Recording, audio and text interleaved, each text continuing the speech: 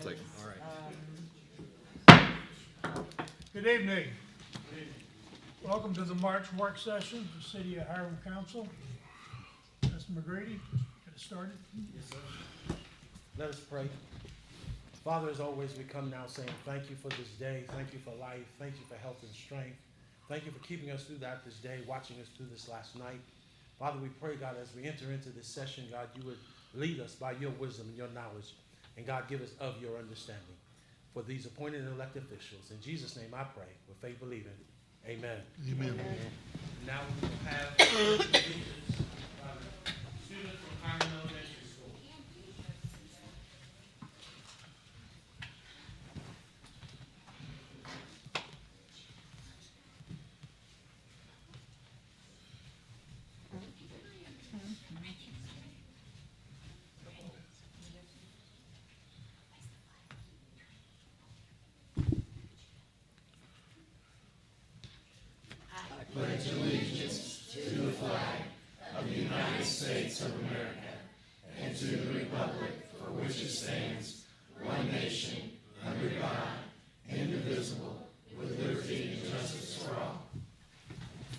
Thank you.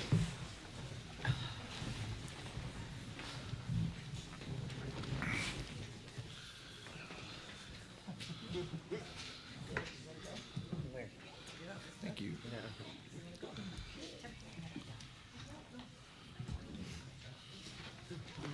Principal Black, what's the other guy look like?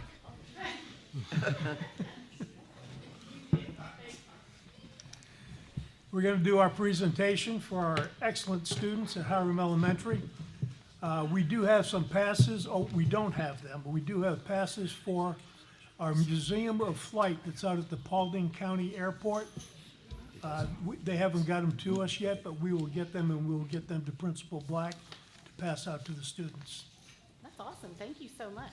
We're delighted to be here once again. We're getting close to the end of the year and winding down, but we're always excited to recognize our students.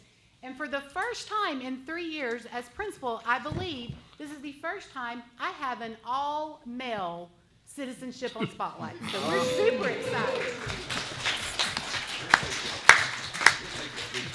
Okay. All right, we're going to start with kindergarten. This student is an example of what it means to be a good citizen. He always chooses to do the right thing. He participates in class and is always willing to help his teachers and his friends. He is very happy to be at school and always has a smile on his face, and I can attest to that from the time he walks in till the time he leaves every day. We are very happy to have Rael Bottoms to represent kindergarten this year. That's his smile. Wow. That smile.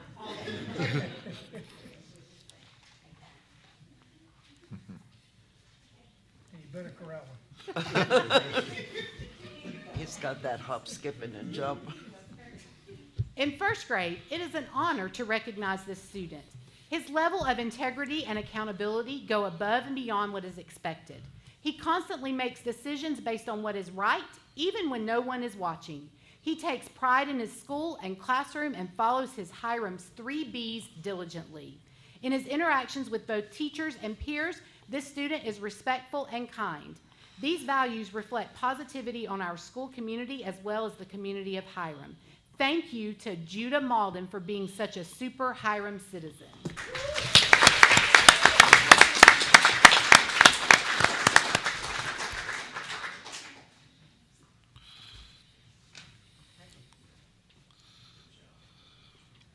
This next student is a leader in second grade.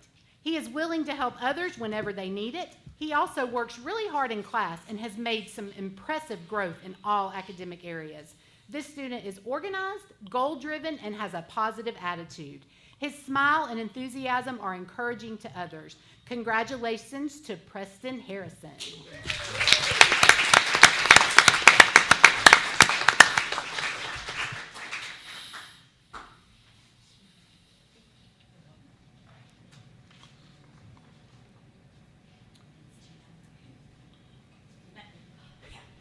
This third grade student shows good citizenship by being a role model in our classroom and a dependable and trusted friend. He works very hard on his academics and sets high goals for himself. He is also willing to lend a hand to anyone in need. This student always chooses to do what's right and demonstrates honesty and integrity even when it's hard. This student shows good citizenship by caring for our learning space, by helping keep our classroom and common areas clean and organized. We are honored to have Bryson Sellers represent third grade.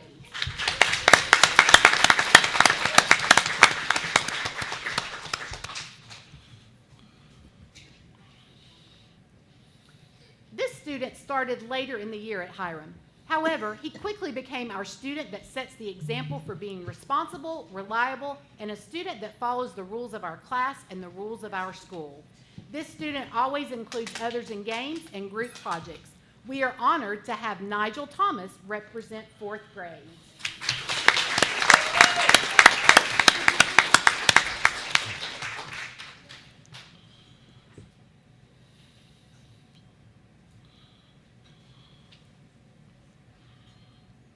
This fifth grade student has many qualities that represent a good citizen.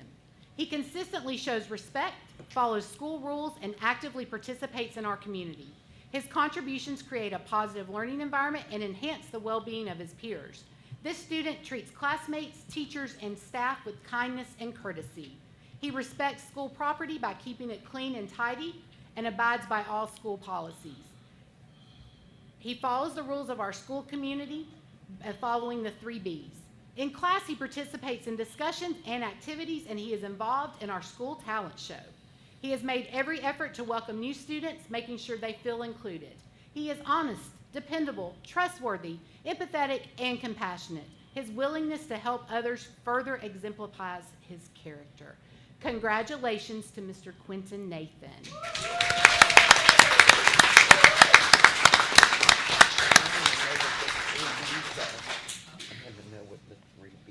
And we do have a wonderful World of Hiram talent show at New Season Church on Thursday night. So if you don't have anything going on and love to come, we would love to have you support some of our students. It starts at 6 o'clock.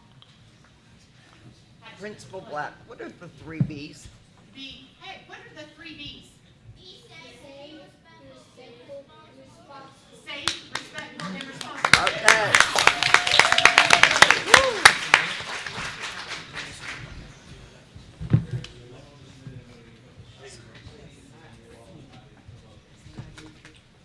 I'll spill it. All right, everybody, look toward me. On 3, 1, 2, 3. One more time. 1, 2, 3. Now, parents, if you would, please come forward. Line up. Just keep the one on the end you don't have to worry about.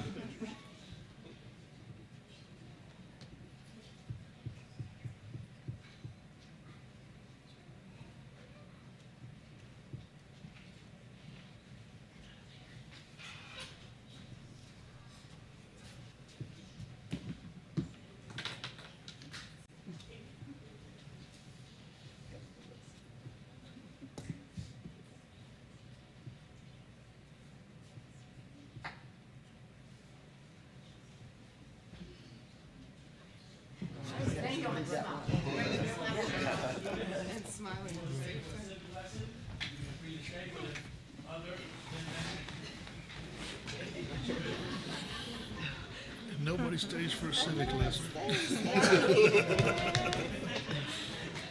Aw. Be safe, be respectful, and be responsible.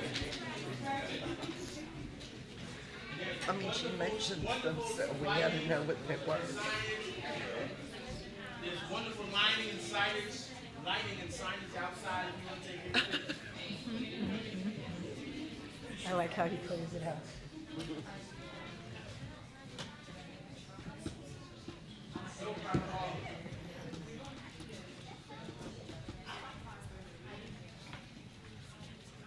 She's running a little late.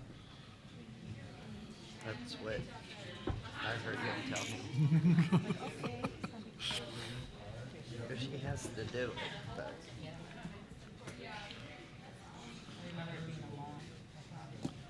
It doesn't look too long this year. I mean, you have the paperwork. Yeah. Yeah, you can tell what they're interested in. Yes.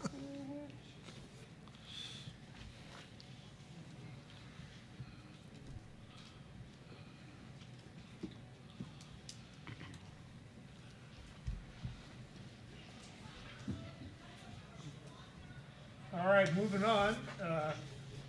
Our second presentation, the presenter is not here yet. So we're going to jump right over to Mr. Huffstetler for the monthly report on Public Works. Catherine should be here probably the next 10, 15 minutes. It's all right, she's late, she can wait. Yep. I don't know if it got set up. There it is, never mind. All right, so this month's Public Works report, and just kind of a reminder, it's for March, but everything, all the information's from February. That's in the report. Can you click the next chart? There, thank you. So with the Public Works and Maintenance, for year to date through February, they completed 150 work orders, 17 still open. That's probably down to 4 or 5 now at this point. And then 102 utility billing, which is water and sanitation work orders, with 5 open. I know all of those have been completed since I put this number down. And 274 completed and 22 open altogether. And something new that we started doing this month, and when Catherine gets here, it's part of her MS4 reporting, but we're collecting all the trash bags and counting how much trash that we're actually removing from the parks and the streets. So the next report, those numbers should be pretty high, and sanitation is now using iWorks to track their fleet maintenance on there. So we're slowly adding to the program. Any questions on that?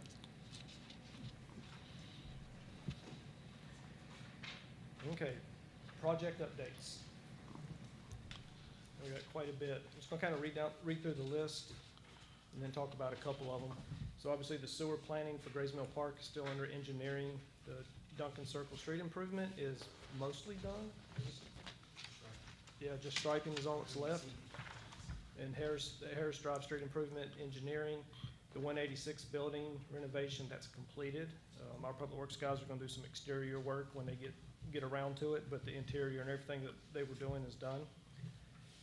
Landscaping, the start of landscaping at 76 Seaboard Street with retaining walls, that is completed, and I have some pictures on the back side of this. And the roof project, which we'll talk about again tonight, it's still in progress. Pole barn and wash bay at the Public Works shop, they're just obtaining permits, which I think they just got, so that should start very soon. The well number 1, that was downtown, that was needed replacing for so long, that has been completed. The tennis court and basketball court resurfacing will be done hopefully in a month. If not, it'll be early May. And tennis court and basketball lighting repair is in progress as well. So we're working with Georgia Power on that. In ongoing projects, they're continuing to clean up the Public Works yard, brush clearing at Ben Hill Strickland Park, and we're still researching the best way to approach the potholes and road repairs that are needed on Nebo Road. Right-of-way clearings in progress and in discussions about security camera upgrades in the parks and all the facilities. I guess I would mention that. Any questions on any of those? Let's see, we're doing lots of maintenance, but park master planning, just kind of what we can do in-house. You guys have already kind of improved the concept for Homer Leggett Park. We'll talk more about that in a few minutes. We have bids for the restroom renovation that is out, and pavilion number 3. Both of those bids are out currently. And I'm working on some presentations for you for Ben Hill Strickland Park. The first part will be the next work session in April. Next page. Okay, so Homer Leggett Park, we'll talk about it a few times today with the concept that was approved. What I have listed here is kind of like 5 different phases of how we can approach it. I think that's probably going to be, we can reduce that down to a couple phases and maybe have the entire project done by June. That's kind of the path that I'm trying to lead us down right now to be able to do that. You'll see on the program plan 1 there, it's a lot of in-house work as far as removing equipment, prepping the yard, fence relocation. Some of that has started. And as soon as I can get Georgia Power Lights moved from one side of the path to the other, which should be soon, I'm hoping in the next couple of weeks, then we can move forward with the entire small dog park as far as land prep and fence relocation. Like I said, the restroom is out for bid, so that'll probably, hopefully we could start seeing some progress on that by the end of April, and including drainage. But also something you'll see tonight is the purchase of all of the equipment, which is kind of 3 phases on here. That'd be the dog park equipment, all the new amenities in the shade, and the outdoor fitness equipment to go around the walking path. We'll talk about that. And then all of that together should really complete the project, and we'll just have to talk about signage and adding some additional amenities and just basic park things that we can add in-house. But that's kind of where we are with that right now. We have started, and maybe in a month we'll really start to see a lot of work out there.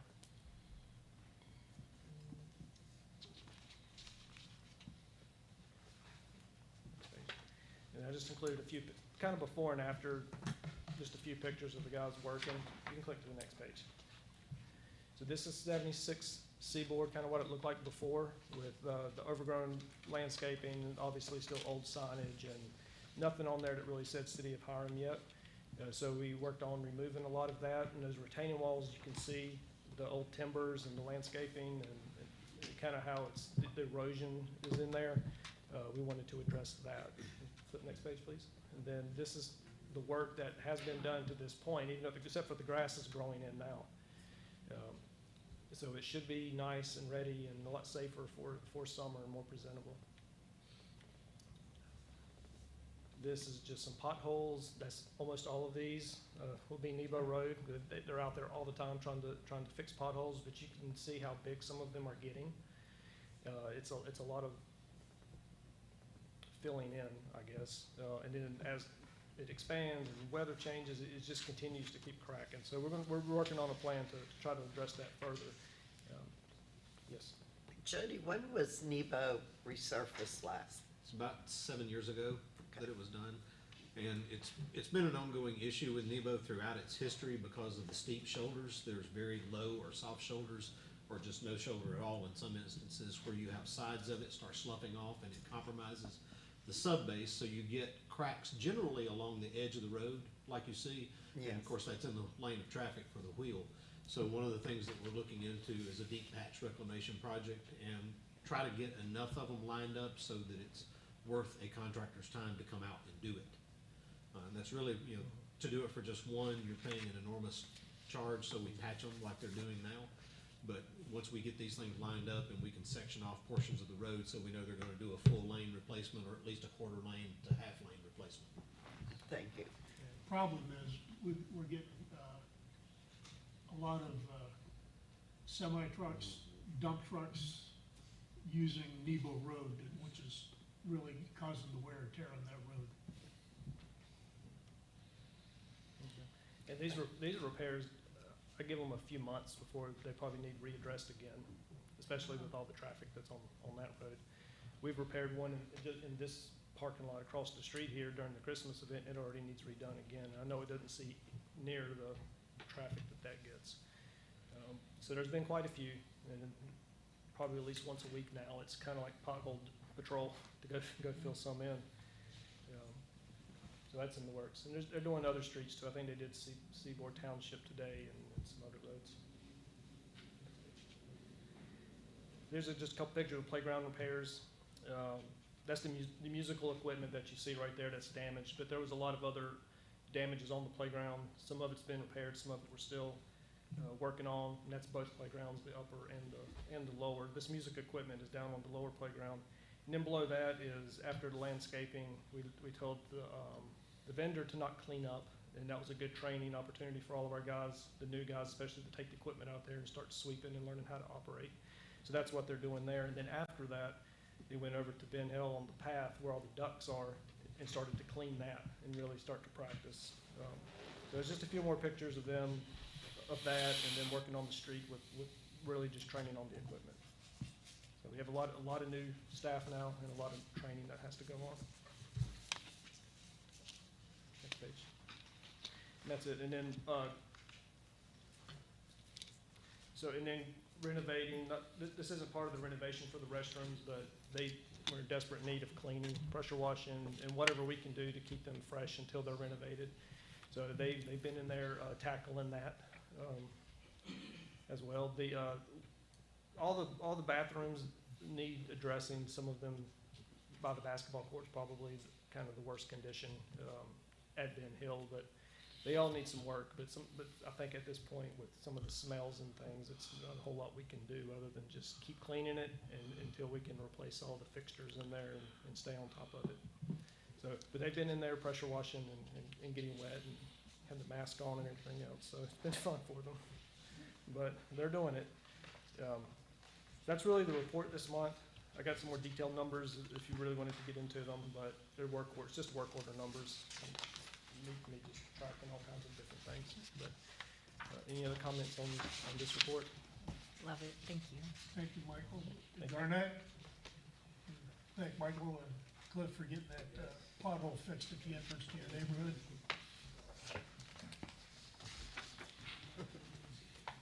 Jody, have you got that 811 proclamation? I have it right here.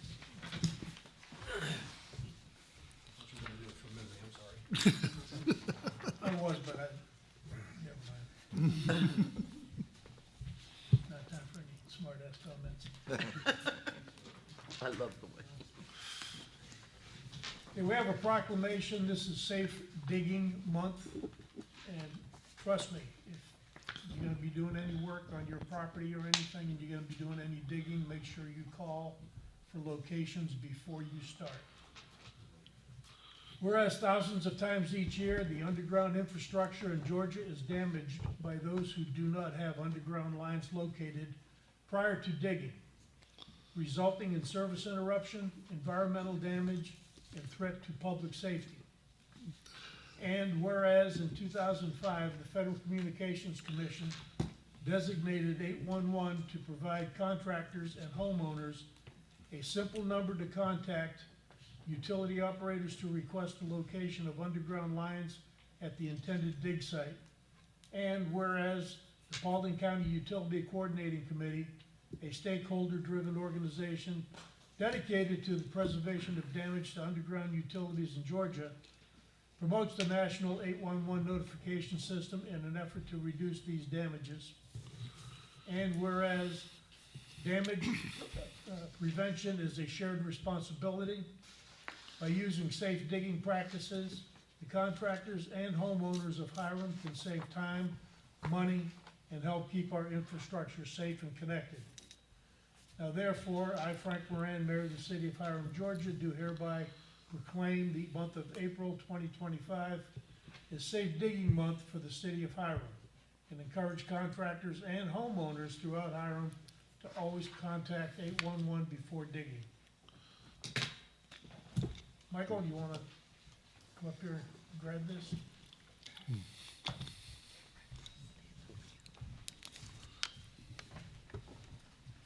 hang it in your bathroom or something? Jody's there waiting for you. Oh. Pictures. Yes.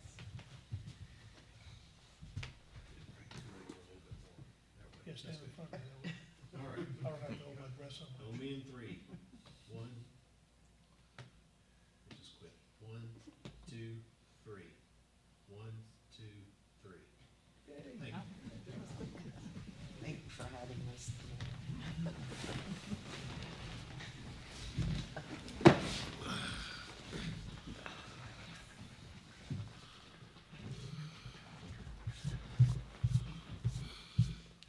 I see, Ms. Fox is not here yet. Okay, That's okay, Ricky has all done. right, we're gonna go to old business. Public What? Public oh. Sorry. Keep my mouth shut. Discuss additional renovations on the 150 Oak Street building, Cliff. Good evening, Mayor and Council. I just want to bring you up to date. I don't want to be too specific because, and and I'll share this with you in private as you request. But we ran into the scope of work for the work that was bidded out for the 150 building. 80% of that work had been done, and we had the 80% inspection come in. But before that inspection, I went in as a project manager and looked at it, and it just didn't look up to par, the work. And some other things happened. The project manager removed the person that was working on the electrical. Another electrical company came in along with the Paulding County inspector and agreed with my assumption that the work was subpar. We called in the contractor to try to mitigate and get this straight, to figure out what's going on, but the contractor was unwilling to cooperate with the city. On January 9th, I sent a letter directing for us to come to this meeting, and then on January 31st is when I sent another certified email, phone call, and certified mail, email and phone call to the contractor, letting them know the city of Hiram is not gonna do business with them further. They completed 80% of the scope of work. When the electrical inspection came, that's when we found the problem. That the electrical in the building had to be upgraded, mostly of it replaced. When we asked when I asked the electrician, could he do it? He said yes, but apparently it was above his head.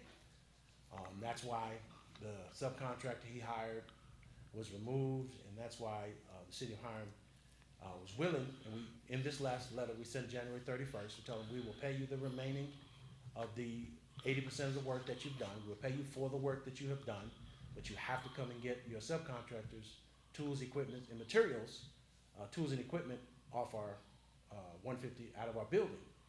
And to date, that contractor has not had his subcontractors come and get their equipment. We have taken pictures and inventoried everything in there. We're in the process of securing it and moving it to a secure location so we can move forward with the renovation. What's going to happen, and the numbers are not sure. We're getting full electrical, mechanical plans for the building per the building inspection for Paulding County. So when we pull our permits, we'll have everything in front of us. So we have to get engineers to come in, give us signed electrical and structural plumbing plans for the building.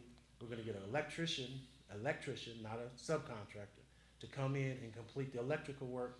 Then we're gonna have another contractor come in and finish the finishing work, which was that last 20% of the work that had to be done. And after that, we've got to get ComSec to come in and secure the building with cameras, our security locks on the doors, and so forth. Then we have to order furniture. So we're anticipating, hopefully, and I'm not sure if I should even give a month, because you might try to hold me to it, before the end of the year, before the end of this year, to be completed with the 150 building.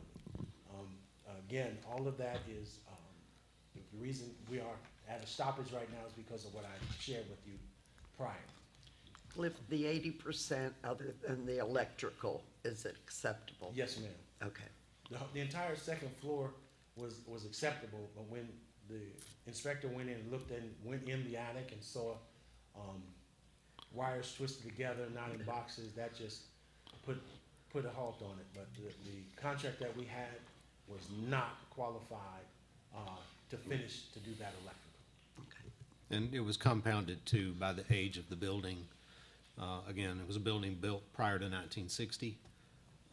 So again, bringing it up to code would be the wise thing to do. We did have architecturals done on it pro bono, but it addressed mostly the aesthetic of the building, Yes, sir. exterior, interior, and then some of the items such as the connection of the balcony on the outside of the second floor. But again, a lot of this stuff was picked up during inspections of the regular progress of the construction on the building, and it was a life safety code issue, so we have no choice but to comply with it if we're gonna move forward with this building. Burning down, that's for sure. Thank you. We all heard you there. Okay, public participation on agenda items. Mr. Griffin.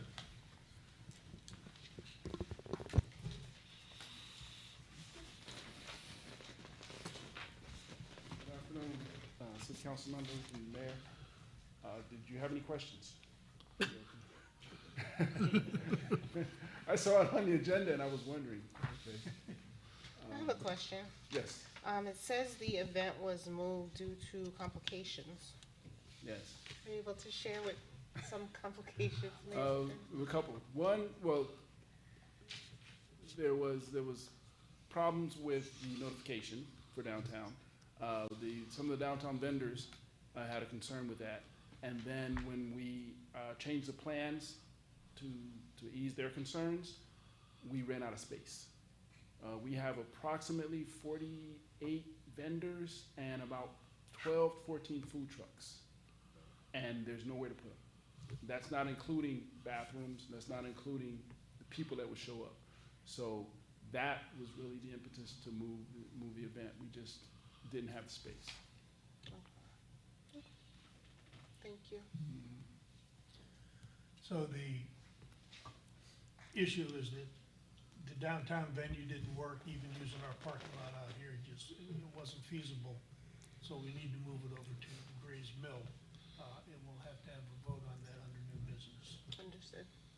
And I apologize for showing up in the Superman t-shirt tonight. Sorry, well, I want to thank you, at least you got the right size shirt. It's a 3X petite. I owe a few other shirts, so I apologize. But any other questions about the event? We found out, just FYI, I found out today there were a couple of vendors that we couldn't have because it was a city event, so we've already notified them that they will not be participating. They were political parties that we found out about had slipped through the cracks, so we've taken care of that. Okay, any other questions? Thank you, Tyrone. Thank you.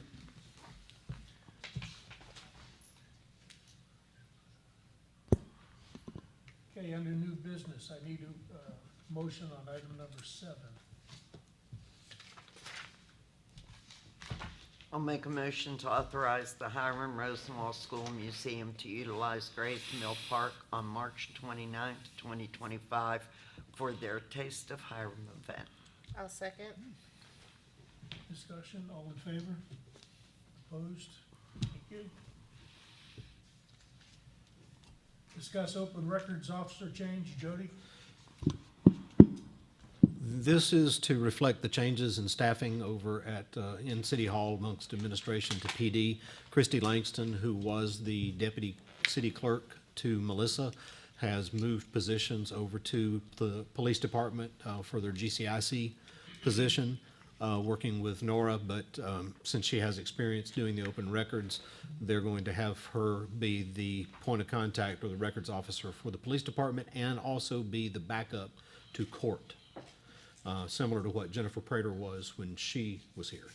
Any questions?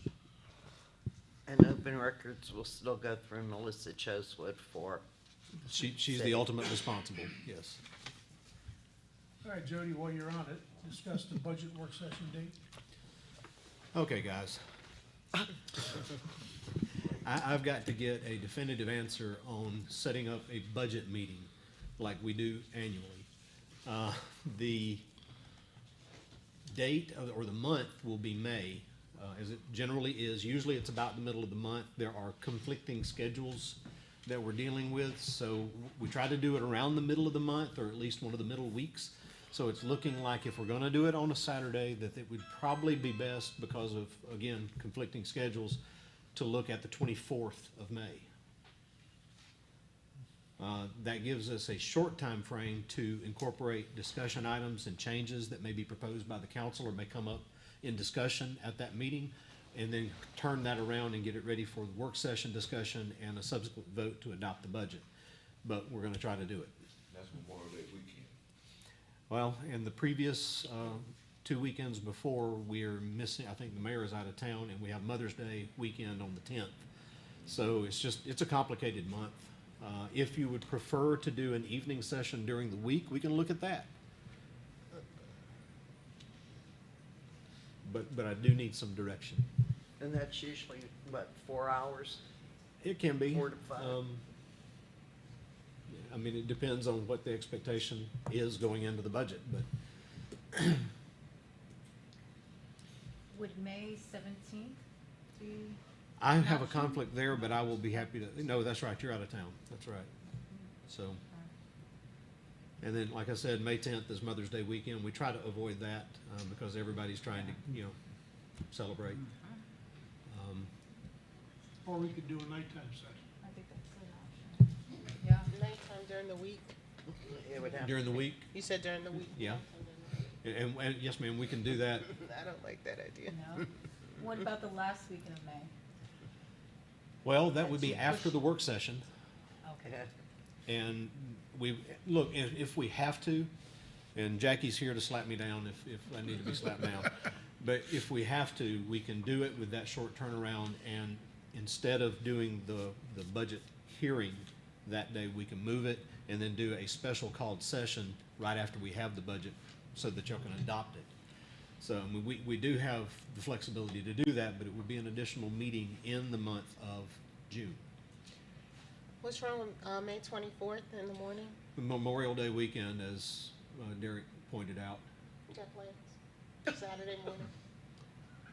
He ain't got a plan. He ain't got nothing. Gets his truck washed. He ain't got nothing to do. Haircut and truck washed. Haircut and truck Can we get washed. back to you with some dates? If you would quickly, because we do want to publish the Like by dates, and tomorrow? we have to meet the hearing that, Maybe we need to give you the dates. notifications. All right, discuss, if you get back to Jody by tomorrow. I'll go May for the 24th 24th right now. And I I'm not referenced thinking- Jackie, do you see any problem with what I just said? The turnaround is very, very quickly. It's got to be advertised and then everything's got to be finalized. So that's why we usually do it middle of May. Pushing it further out is gonna be really difficult, but 24th will be able to make it Well- work around about that time. Derek What's said he was the- okay with the 24th. What's the objection to doing it in the evening? It could be very late, I think, is the primary objection. I think the 24th is well, you said okay, you said okay. Does it work for you, Mayor? Bob? 24th? I'm good Said any okay. Saturday. Okay. 24th. Okay, We're good on 24th, the 24th. 8 AM? 8 AM is fine. I think in times past, we have started at either 8 AM or 9 AM. It's been the council's discretion. 9 a.m., please. I'm okay with that. 9 a.m. on the 24th. Thank you, sir. Okay. Thank you very much. Sorry, Derek. Derek, I know the early birds. This will be provided.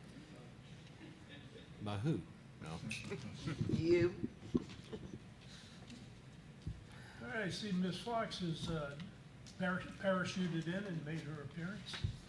Would you like to do your presentation?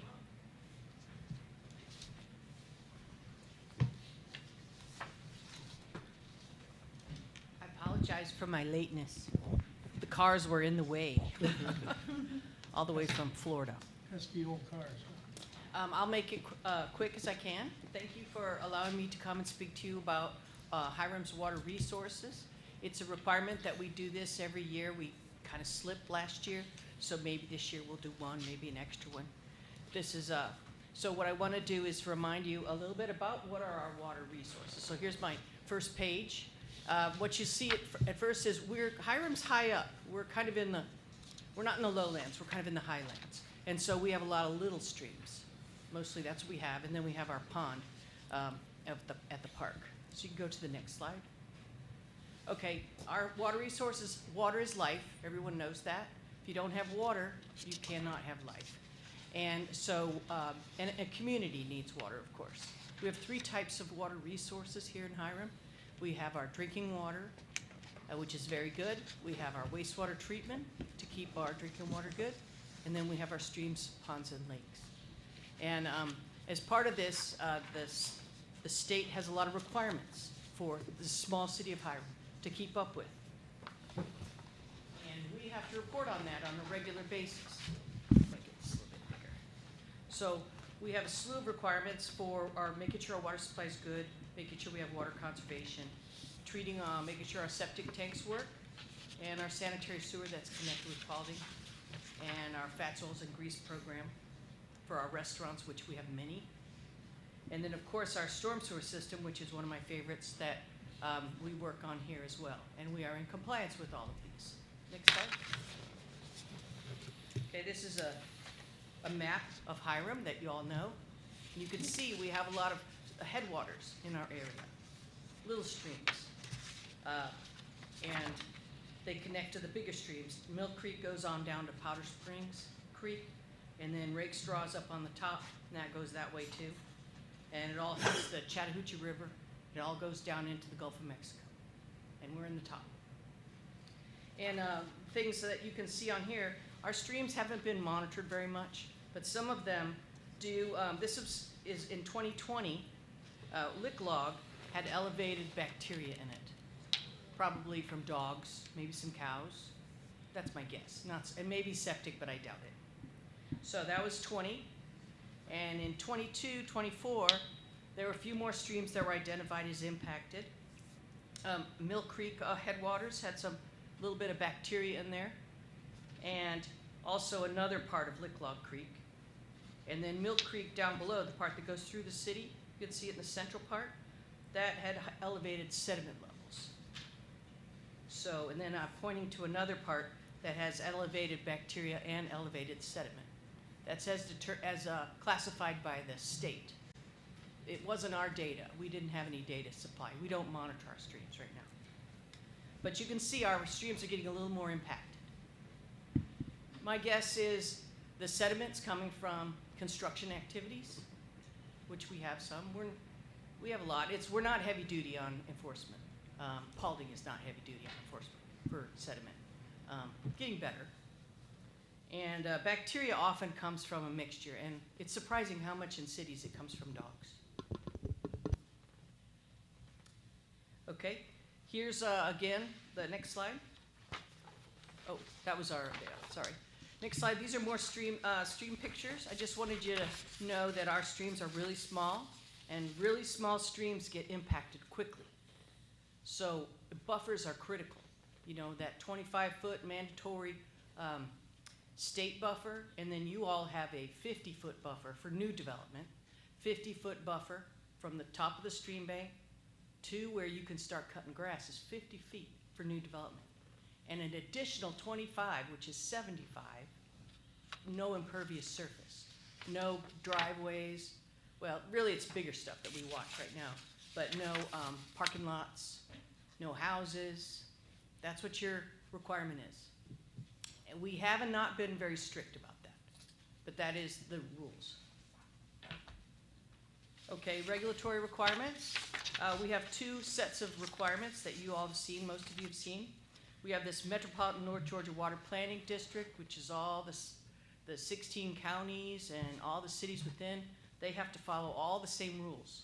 You're part of that, Paulding's part of that, where we have a bunch of rules for wastewater management, water supply, and water conservation, and watershed management, which is same as stormwater. So we have a slew of rules that we have to follow. We're doing pretty good about that. We have a letter that we have to respond to, that we have to tighten up a few things, including the stream buffer is still out, needs to be updated. Our stormwater program, which is a different regulatory requirement, we're doing very well with that. We just got a letter that, Mayor, you saw that said everything's looking good for our stormwater management plan. Our annual reports look good. We're waiting to hear back on our last annual report, but we're getting everything done that we're supposed to. We had an audit.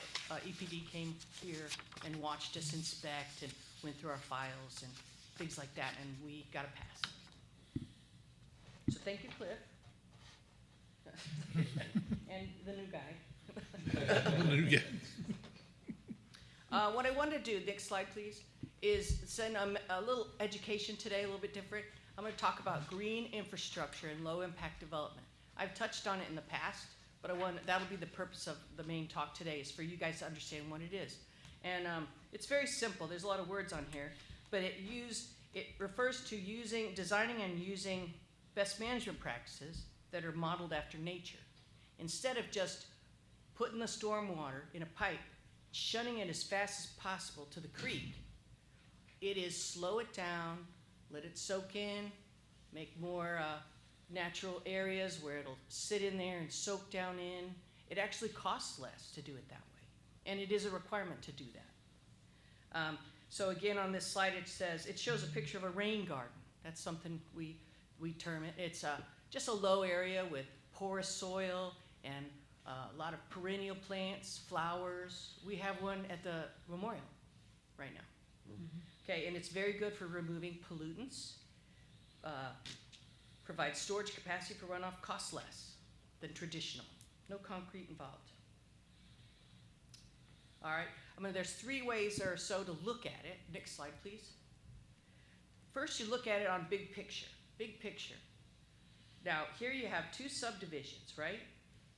One side, conservation subdivision, they looked at where the trees were before they started cutting them down, and where the slopes were, and where the creeks were. And they designed their subdivision to leave some of the trees, to allow some of the houses to be closer together, because the developer needs to make the money.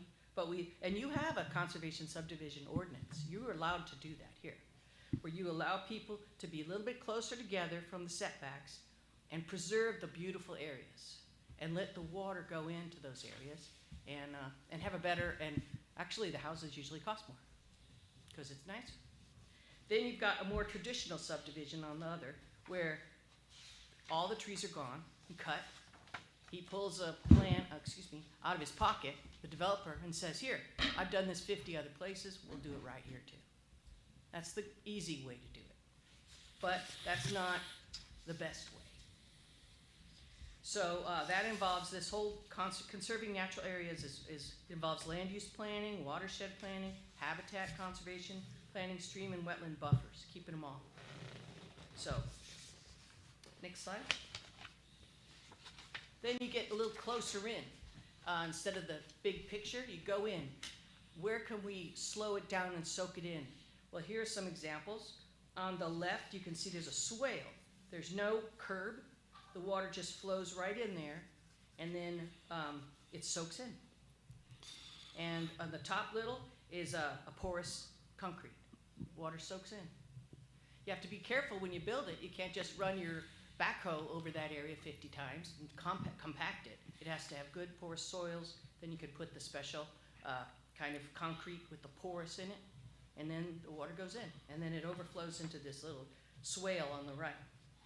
Down below, same kind of thing. And then here on the right is more of a larger area where it probably has special cells. And again, this is probably a busier street, more water going in. But you have to go in and get the weeds out. And you have to make sure there's mulch. But this is low impact development.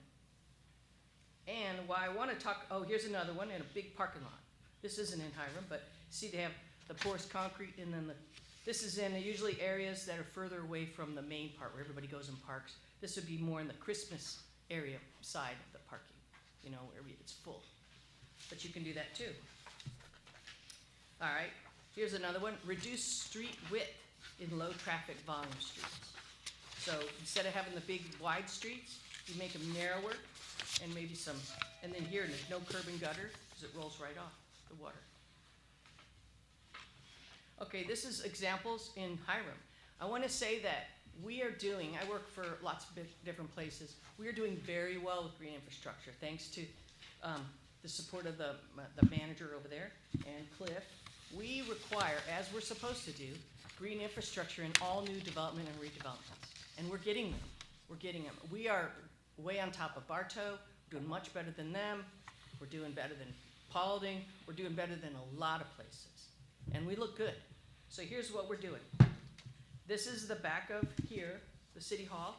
Got a nice green infrastructure there, which it's kind of like a rain garden or a biofiltration. You can call them different things. But the whole idea is the water runs off the parking lot, goes into these areas, and different cells, it slows down. It goes in that rocky area first, which is coming in kind of quick. So we've got to keep the rock in there so it doesn't erode. Then it spreads out over the plants. And then if there's really an overflow, it goes into that detention pond. It's pretty big, what you guys built out there. I don't know, it's maybe even bigger than you need, but it's there, and it's looking real good. On the bottom right, that is at the memorial, another rain garden. Very nicely done. It will be beautiful, and I think it's gonna be great. This is some more stuff that's in Hiram. On the top left, this is the new restaurant, I forget the name of it. Jack's, yes. Jack's, they put underground detention because they didn't have a lot of space. They've got to have a detention pond or whatever it is. Well, they did underground detention. These are all cells, kind of like matchboxes, or I don't know what you call them. Anyway, they're all cells and stuck together. And in the bottom, they're open, and they did a soil test so the water can go in and soak down in, and then the overflow can go into the creek. And that's right here. And they were excited about it. They did a great job, no pushback. The right is, you know where that is? Burlington. Burlington was one of your first few that did porous concrete, or these little cells. Unfortunately, it was really dirty. They didn't keep it clean during construction. I was there. But, so they're kind of probably packed in a little bit. But the concept is there, and they're supposed to, you know how you do your carpet at your house? When you clean it, you wash it, suck it up? Well, that's how you clean porous concrete too. So we really need them to do that. You hire somebody, do it right. Bottom that's a car wash. 6 car washes. Yes. What's the name of it? The 6th. No. Anyway, they did an excellent job too. It's up there. What's the name of that road? Dallas Highway. They did a great job. The water goes in from the parking lot into a storm scepter to get all the trash out, and then the excess water flows into these cells here, and then soaks in, and then goes out the back slowly, and it's pretty clean by the time it leaves. So we're doing great. Take-home messages for 25. Water resources is critical to our success as a city, all cities, but we're doing great. Hiram must meet all these requirements to demonstrate it's protecting public health and the environment. We're doing everything we can, working hard, and we are a leader in green infrastructure. If you go to any fancy parties with all your council people, you could say, oh, we're a leader in green infrastructure in Low Impact Development. And we need to continue doing it for our future. And that's it. Any questions? Aren't you guys feeling good that you're a leader? Yes. Yeah. Thank you. Well, thank you all. Thank you. Thank you. Thank you. Karen.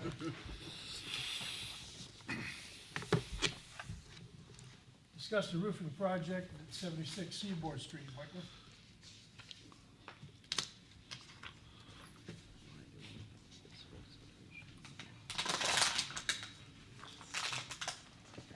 All right, so we're back to the roof at 76 Seaboard.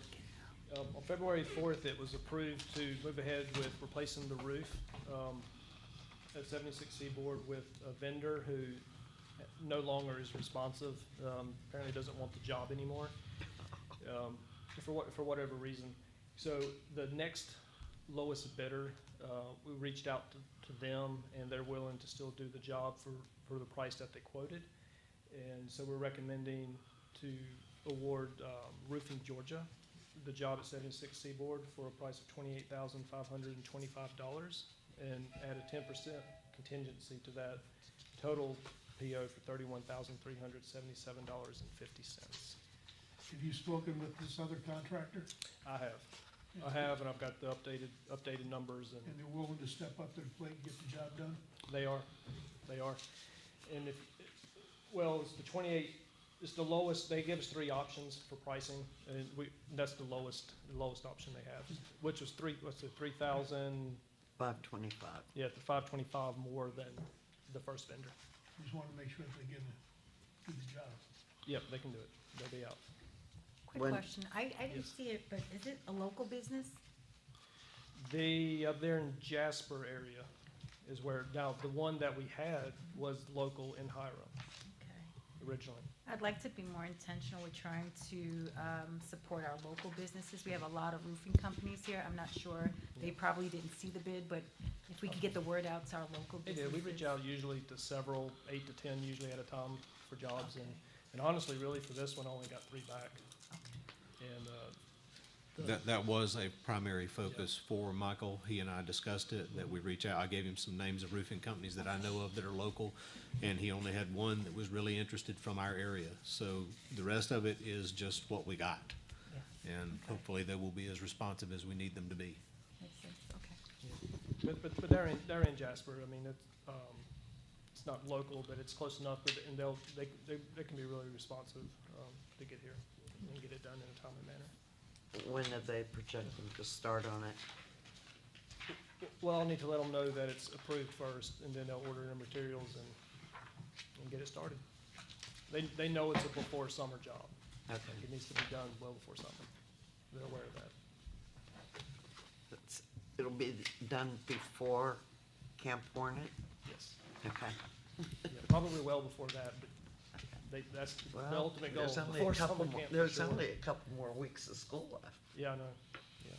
So it'll be quick. I mean, usually with the roof too, it's a day's job. They come back and clean up the next day, and it's that. So it's not like a long process.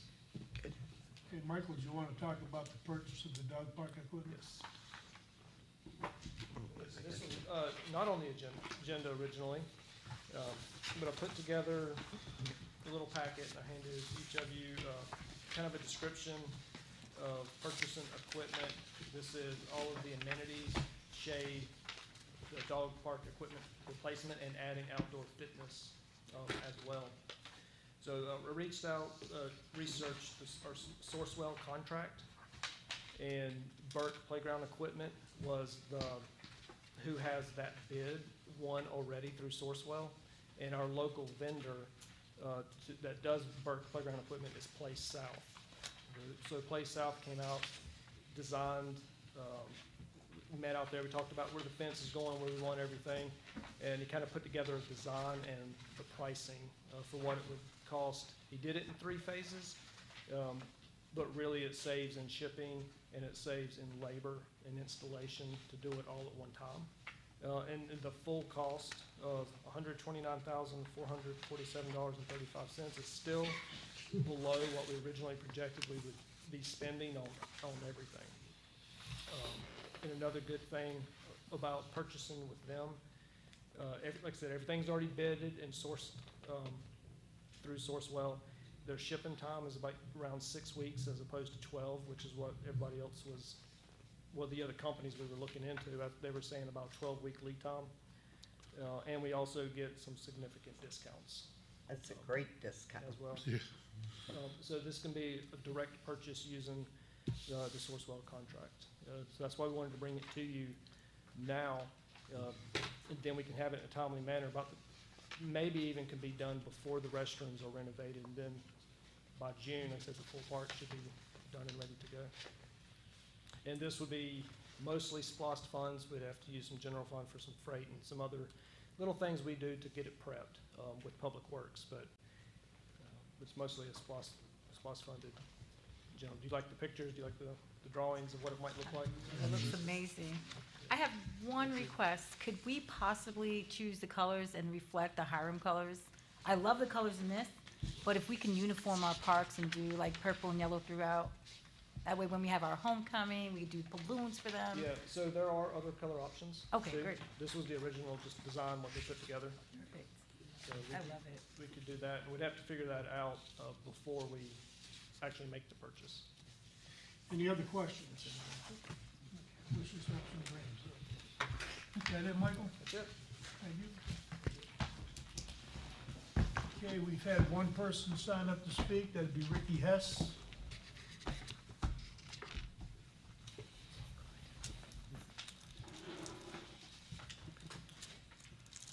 Hiram City Council, Mr. Mayor, thank you for allowing me to speak today. I wanted to introduce myself to you. My name is Ricky Hess, and I am the newly elected chairman of the Paulding County Republican Party. I wanted to invite each of you to our monthly meetings and to express my desire for our Republican Party to participate in more events in Hiram. Now, I realize there may be some policy or restrictions involved with that, and we will definitely adhere by anything, but I do want you guys to keep that in mind, that we want to participate more in the community here, and just reach out to me anytime. I'm a pretty chill guy, and I also wanted to just introduce my new treasurer, Neil Borders. He's here today because what kind of chairman would I be if I didn't bring the money man with me, right? But anyways, I just want to introduce myself and thank you guys very much.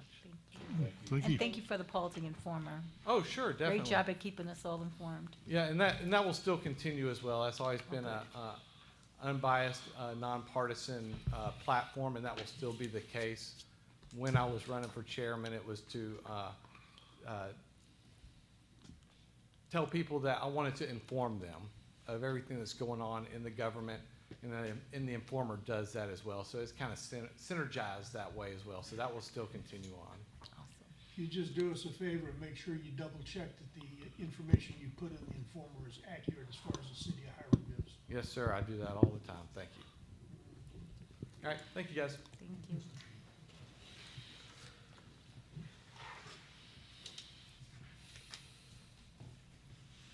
you. Okay.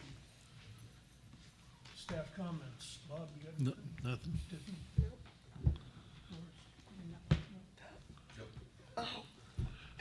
Jody? I do. Kept her word. Tomorrow, 10 a.m. is when registration opens for the GMA conference. I thought they said 9. Well, the counter clock that they had on their website today was off by an hour, so I'm gonna be ready at 9, but it's conflicting information from GMA, not that I'm surprised. Yeah, because they had published 11 a.m. They did? Yes. So, yes, please be there 8:45. Jackie, Tracy, myself, and I will draft a 4th person. We'll be working to get you registered. I understand that in cases of someone having a full-time job, it's difficult to be there. We will work with you to try to get that done.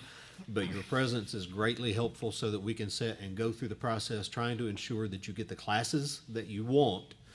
And of course, if we don't, by chance, you pick the next class that you want, so that we can try to get you in something that you feel is going to be beneficial for you, and not only to mention the accommodations. So please be patient with us, but be there early, and we will have you seated with somebody, or I will be working with Derek to get his done, I know, for that very reason. Is it necessary to fill out the paper form? Or? Please, just have it as a guideline. It will be very helpful. And, you know, just in case you didn't remember a particular class, you'll have it already marked. And we want to try to move swiftly because the classes get eaten up quick, as well as the hotel rooms. Gotcha. Okay. Thank you. You're welcome. Thank you. Okay, and as we voted on, the Taste of Hiram will be this Saturday from noon to 5 over at Grays Mill Park. If you have any questions about that, see Mr. Griffin in the back of the room. We are going to adjourn into an executive session, and then we will dismiss from the executive session. May I have a motion to enter into an executive session?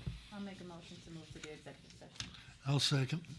All in favor? Yes, Mr. Mayor. Oh. For the purpose of, you state the purposes. Purpose of real estate.